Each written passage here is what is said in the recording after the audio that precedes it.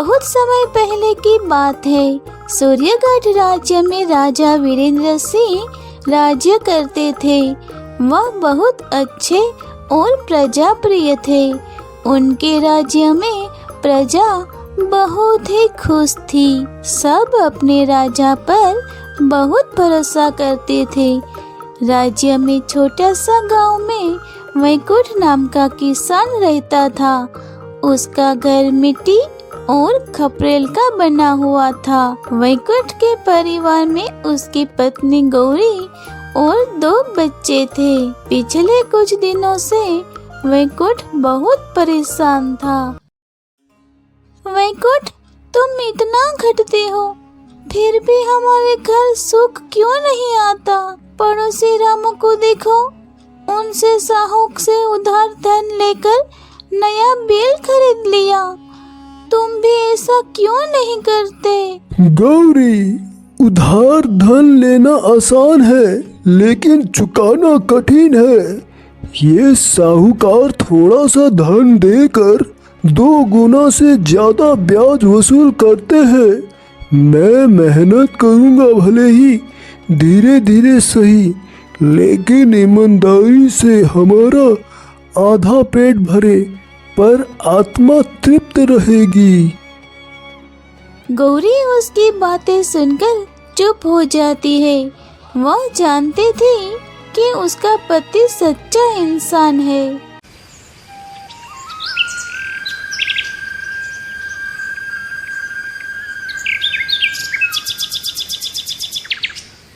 राज्य में शासन करने वाले राजा वीरेंद्र सिंह अपनी प्रजा के लिए समर्पित शासक थे।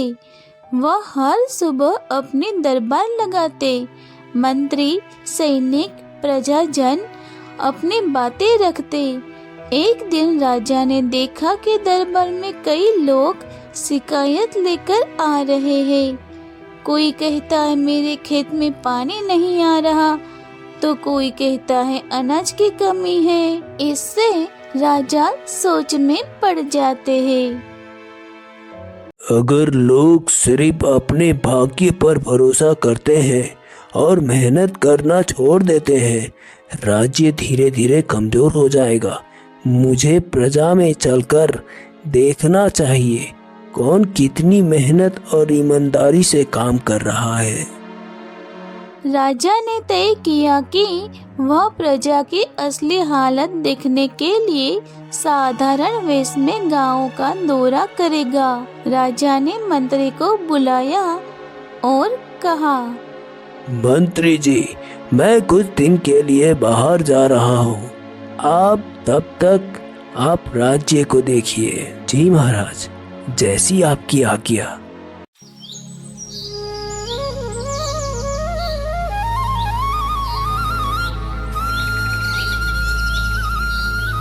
एक सुबह राजा साधारण कपड़े पहनकर गांव की ओर चल दिए।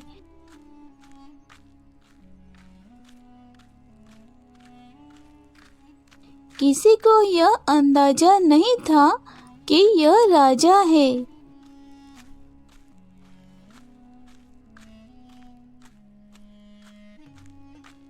वह चलते चलते एक गांव में पहुंचा। उसने देखा कि एक किसान हल चला रहा है। राजा उसके पास जाकर बोले, भाई, मैं बहुत दूर से आया हूँ, बहुत भूखा हूँ, कई दिनों से भटक रहा हूँ, मुझे कुछ खाने को मिलेगा? मेरे पास तो कुछ खास नहीं है, पर जो है उसी से काम चला लीजिए। उसने राजा को सूखी रोटी खाने को दे दी और खुद पानी पीकर संतोष कर लिया। यह देखकर राजा सोच में पड़ जाता है। इतनी गरीबी में ये किसान दूसरे की भूख मिटाने में पीछे नहीं हट रहा। यही सच्चा इंसान है। नहीं, तुम इतने गरीब होकर भी दूसरों की मदद करते हो, ऐसा क्यों? गरीबी केवल पेट की होती है, दिल अमीरी होना चाहिए। आगे मैं भूखा रह जाऊं तो मैं कल खा लूंगा, पर अगर किसी को भूखा खाना न दूं तो मेरी आत्मा मुझे माफ नहीं करेगी। तुम इतने गरीब हो तो अपने राजा के पास क्यों नहीं जाते? वहाँ तुम्हारी मदद जरूर करेंगे। राजा के पास जाने के लिए साहस होना चाहिए। मैं किसान हूँ और मेरे में इतनी हिम्मत नहीं है। तुम अपने यहाँ के साहूकार के पास भी तो जा सकते हो। वहाँ से उधार धन लेकर अपना काम करो, बाद में उनका ऋण चुका देना। साहूकार बहुत ज्यादा ब्याज वसूलता है। उनके चंगुल में फंस गया तो जो मेरे पास जमीन है वो भी चली जाएगी। राजा वैकुंठ की बातें सुनकर अंदर से हिल गया। उसने मन में सोचा कि मैं इस किसान की सच्चाई और धैर्य की परीक्षा लूंगा।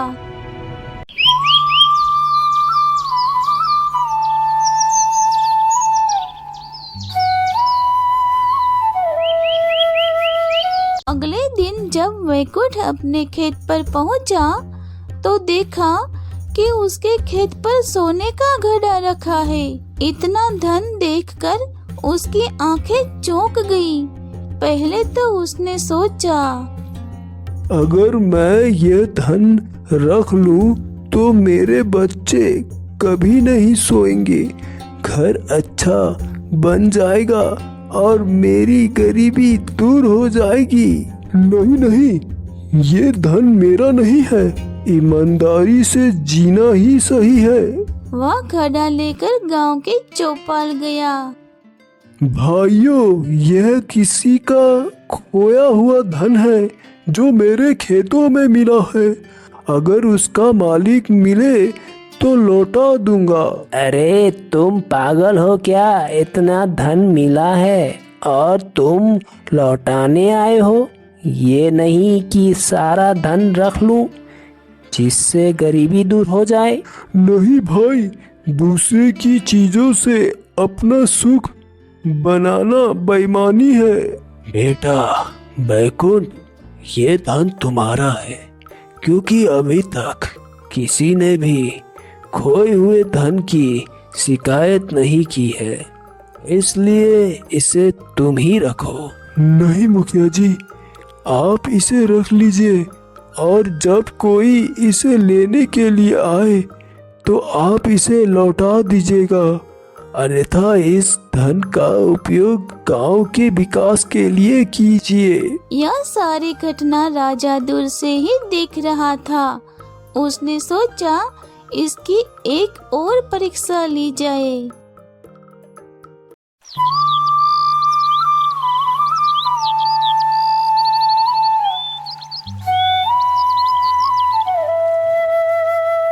कुछ दिनों के बाद राजा व्यापारी का वेश बनाकर वैकुंठ के पास आया।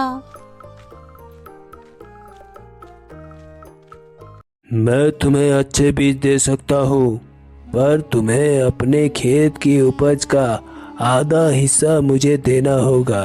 खेती में वैसे भी कुछ ज्यादा नहीं मिलता। अगर मैं आपको आधा दे दूंगा तो मुझे कुछ नहीं बचेगा। तो तुम मेरे बीज ले लो और इसके कोई पैसा नहीं देना। मैं तुम्हें ये बीज फ्री में दे रहा हूँ। नहीं नहीं, मुझे फ्री में नहीं चाहिए। आपका बहुत धन्यवाद। राजा ने समझ लिया कि यह किसान सचमुच में निष्ठावान है। वह वहां से चला जाता है।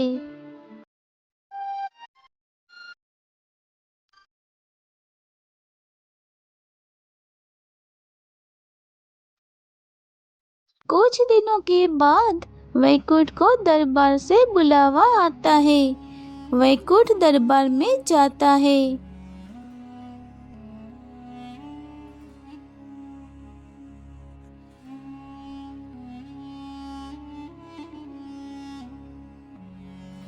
आप तो वही जो मुझे बीज बेच रहे थे। हाँ बैकुंठ, मैं वही हूँ। तुम्हारी परीक्षा ले रहा था। तुम्हारी ईमानदारी और मेहनत ने मेरा दिल जीत लिया है। राजा साहब, मैं तो सिर्फ अपने धर्म और ईमानदारी से काम कर रहा था। राजा ने वैकुंठ को पूरे सम्मान के साथ अपने दरबार में स्थान दिया और घोषणा की, बैकुंठ आज से पूरे गांव का प्रधान होगा। उसे जमीन, बैल और बीज दिए जाएंगे। उसके खेत की देखभाल का पूरा इंतजाम राज्य करेगा। महाराज, आपने तो मेरी पूरी गरीबी दूर कर दी, पर मेरी असली खुशी ये है कि आपने मेरी मेहनत और सच्चाई की कदर की। वैकुंठ अब गांव का प्रधान बन गया था। वह लोगों की मदद करने लगा। उसके साहूकार के चंगुल से लोगों को बचाया और लोगों की जरूरत के अनुसार धन और बीज देकर उनकी मदद की, जिससे पूरा गांव खुशहाल हो गया।